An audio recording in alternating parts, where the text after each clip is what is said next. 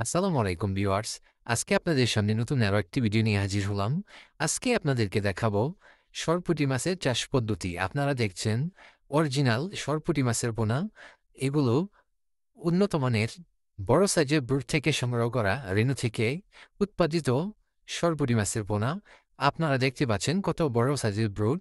আপনারা যারা পুকুরে বিনা খরচে সরপুঁটি মাছ চাষ করতে চান তারা অবশ্যই থাই সরপুঁটি পোনাটা সংগ্রহ করার চেষ্টা করবেন।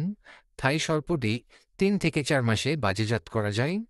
এ মাসে অতিরিক্ত কোনো খাদ্য লাগে না। আপনারা চাইলে সম্পূর্ণ বিনা খরচেই থাই সরপুঁটির পোনা চাষ করতে পারেন। পুকুরে থাকা পেনা বা প্রাকৃতিক প্লান্টন খেয়েই পোনা বড় হয়। আপনারা যারা সংগ্রহ করতে চান তারা আমাদের স্ক্রিনে দেওয়া নাম্বারে যোগাযোগ করে থাই সরপুঁটি মাছের পোনা সংগ্রহ করতে পারেন।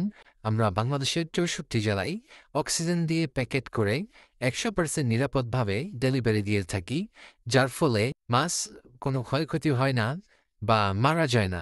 আপনারা চাইলে আমাদের স্ক্রিনে দেওয়া নাম্বারে ঘরে বসেই অর্ডার করতে পারেন।